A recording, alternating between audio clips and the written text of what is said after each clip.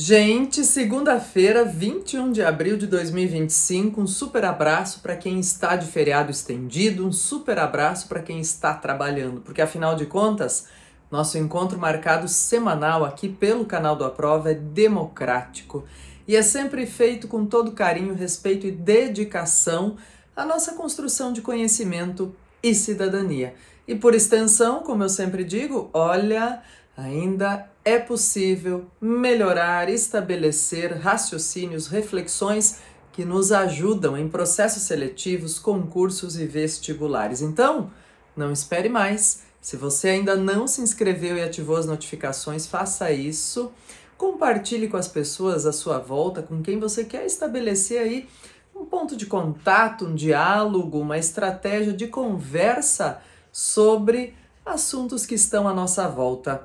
E como nós podemos não necessariamente nos posicionar, porque, gente, nesse mundo virtual às vezes parece que todo mundo tem que ter opinião sobre tudo, né? Imediatamente. E não é bem assim.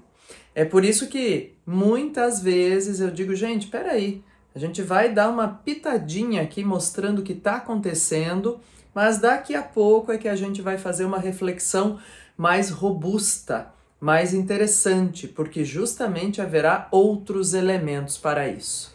E sabe de uma coisa? Nesta segunda-feira, então, pessoal, além de tudo, quero aproveitar para trazer uma reflexão que foi externada pelo Papa Francisco no início da semana passada, por ocasião da reverberação relacionada à Semana Santa, né? E aí ele disse assim, olha, em outras palavras, mas de uma maneira muito eficaz para comunicar esse ponto, ele disse que há coisas que fazemos por convicção e outras por obrigação. E é importante que a gente separe bem essas duas linhas de ação, pessoal. Que a gente entenda o que faz por convicção e o que faz por obrigação. E é claro, ao longo da vida, pessoal, é inescapável que tenhamos que fazer essas duas linhas de ação. Mas ao mesmo tempo, há algumas que por convicção nós não podemos perder o entusiasmo ao longo dos nossos dias. E não é tarefa simples. Então, quando a gente faz juntos, eu sempre digo, a gente aprende mais e sofre menos. Pelo menos tem esta chance, né? E olha, o cenário hoje aqui para a nossa conversa, pensei em escolher justamente dizer, ó, vamos deixar o clichê tomar conta, porque na semana que estamos iniciando, nós temos o Dia Mundial do Livro. Esse é um dos itens que vamos abordar. Então vamos ao nosso sumário, vamos pensar no Dia Mundial do Livro, vamos pensar em viagens espaciais e o que temos por aí de novidade, quais são as ideias, música tema, será, para viagens espaciais, o que temos por aí. Vamos falar também hoje, gente, dos celebrados exatamente no 21 de abril, dos 65 anos de Brasília. Mas o que eu quero discutir é algo que vai perpassar, vai intertextualizar justamente o valor do registro nos livros. E também quero aproveitar para fazer referência, claro, ao feriado, ao estabelecimento de 21 de abril como feriado. Então vamos juntos, gente. Olha, um passinho de cada vez, uma coisa com cada referência e a gente entendendo que está trabalhando com uma linha do tempo que permite prospectar ideias. Vamos juntos. Olha só, quero falar da missão espacial, assim chamada, da semana passada, que colocou pela primeira vez 6 mulheres. Era uma tripulação apenas feminina. E tem a ver, diz, olha, isso é organizado, financiado, né, pelo Jeff Bezos. E aí eu tô deixando o link para você com todas essas circunstâncias, essas questões. Há muita simbologia envolvida de por que colocar 6 mulheres e por que pessoas que têm, vamos dizer, representatividades distintas dentro das suas áreas, como a cantora Katy Perry, por exemplo, que levou uma margarida junto para a missão. E aí você diz, Cleusa, tudo bem, muito legal, essas coisas têm a ver com o quanto nós, seres humanos, temos de curiosidade e fugindo dos elementos ficcionais fílmicos, gente, o quanto nós temos de necessidade de aprender em relação à exploração espacial, ou com base no que conhecemos pela exploração espacial. Tem a ver com isso, gente, mas também tem a ver com uma reflexão que alguns especialistas ambientalistas nos colocam, dizendo assim, olha, toda missão espacial gera impacto ambiental. Então, existe um equilíbrio aí entre o que se busca, quais os objetivos quando se perfaz uma missão e qual é o impacto gerado por aqui no planeta. A emissão, gente, de CO2 para fazer uma missão como essa, que foi realizada na semana passada, gira em torno de 200 a 300 toneladas. Isso é uma pegada muito significativa, né? Pensando em pegada de carbono, que a gente costuma falar. Diz, Cleusa, mas eu li que diretamente esses equipamentos são tão modernos que não fazem esse tipo de estrago, vamos dizer assim, né? Mas, gente, essas emissões, é importante que se diga, tô deixando o link para você, são emissões indiretas. E diz, olha, tem algumas coisas que são preocupantes nesse sentido, pensando no tanto de explorações privadas que podem ser feitas, né?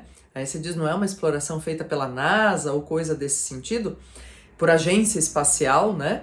Diz, mas é uma questão que é possível estabelecer e existem tratados, inclusive, internacionais, pensando em como se rege essa ideia de exploração espacial. E, gente querida, é importante ficar de olho nisso, pensando, como eu disse, não só na ideia da curiosidade do aprendizado, mas também na ideia dos impactos gerados a cada tipo de experiência gerido em relação a esses pontos. Quero conversar contigo também, então vamos lá? Dia de hoje, gente, 21 de abril, é estabelecido como feriado desde 1890 e foi reforçado como feriado em 1965 e também em 2002, com leis que atualizaram essa data, né? É marcado, gente, o que a gente chama convenciona, né, de dia de Tiradentes, feriado de Tiradentes, um dos mais representativos, vamos dizer assim, não diria no sentido de fundadores, mas uma das vozes mais representativas, não só em relação ao que foi chamado, o movimento chamado de Inconfidência Mineira, mas em relação à ideia de que tipo de relação se estabelece entre as colônias e os colonizadores. Claro que eu estou falando isso num sentido super amplo, gente, e no fim de contas bem simplificado, né? Ao longo das pesquisas relacionadas às narrativas históricas em relação a essa data, em relação a esse movimento, nós temos muitos fios ainda soltos no sentido de dizer, peraí, mas quem se ligava com esta pessoa tinha a ver com a tal outra pessoa também? Como eram as relações, né, quando a gente pensa no império? E aí, sempre que a gente olha para o passado, pessoal, tem que tomar um cuidado e tirar os óculos do presente, né? Porque a gente não pode fazer uma avaliação pensando no que temos hoje, nas tecnologias, no conforto, tudo que temos à disposição hoje, como se houvesse a época. São coisas diferentes, é história e é um ponto distinto de convergência em relação a esse tema. Então, na data de hoje também nós temos, além, gente, desse feriado que nos remonta e nos faz refletir sobre o embate ou os pontos vamos dizer, de embates deflagrados em relação à Inconfidência e a outros pontos em relação aos colonizadores, nós temos hoje também 65 anos da fundação de Brasília. E como eu costumo dizer por aqui, para a gente não ficar só no raso da notícia, falando do Oscar Niemeyer, falando da construção, do que foi historicamente o deslocamento da capital brasileira, da capital federal do Rio de Janeiro para Brasília, eu quero aproveitar e trazer uma nuance literária para o nosso ponto de reflexão, que é uma entrevista que a Clarice Lispector fez com Oscar Niemeyer em razão de um texto que ela havia escrito falando de Brasília, da construção de Brasília. Eu estou deixando esses dois links para você. O do texto da Clarice, analisado aí, e da entrevista, gente. E quando ela fala para o Niemeyer assim, olha, eu escrevi tal texto, eu escrevi, né, tal ideia em relação a Brasília, o que você pensou a respeito? Ele desconversa. E a questão toda, gente, é que, desemblematicamente, o Oscar Niemeyer só respondia aquilo que ele queria. E, de repente, assim, se era alguma coisa meio que confrontava as ideias dele, ele meio que saía pela tangente, né? E foi o que ele fez nessa pergunta e resposta aí com a Clarice Lispector.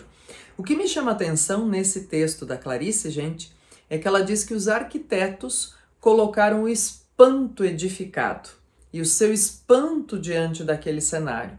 E ela diz que é um lugar abstrato, é um lugar sem esquinas, é um lugar que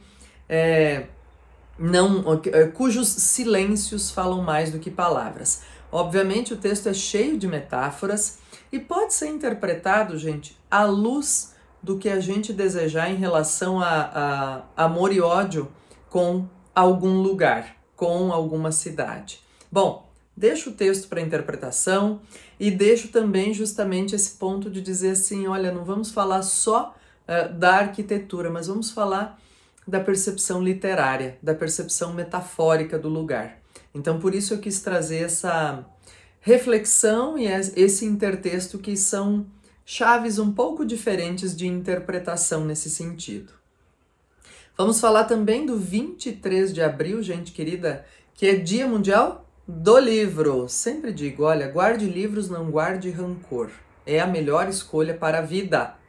E esse dia foi instituído pela ONU desde 1995. Diz por que dia 23?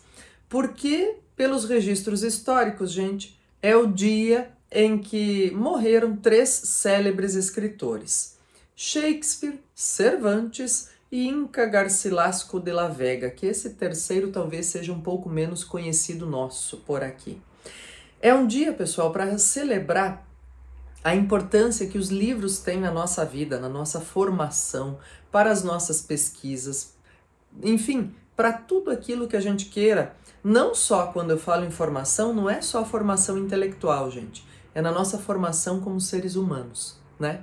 E como seres humanos que pensam melhor aquilo que tem que fazer, que fazem mais coisas por convicção pela coletividade e menos por obrigação. Isso é coisa boa da reflexão colocada pelo Papa, né? É um dia de homenagem, gente, à escrita, não só aos compilados, mas à produção, e também um dia de reflexão sobre direitos autorais, principalmente, gente, nesse tempo de inteligência artificial, diz o que há de inteligência natural que perpassa tantas páginas ainda por escrever e por ler, né? Aproveito para trazer uma afirmação aqui da diretora-geral da Unesco sobre essa data, que diz assim: na verdade, os livros são veículos fundamentais para acessar, transmitir e promover educação, ciência, cultura e informação em todo o mundo e por todos os tempos. Um grande abraço a você, uma excelente semana. Nos encontramos aqui na semana que vem, que já é a última semana de abril. Tchau, tchau, gente. Até lá!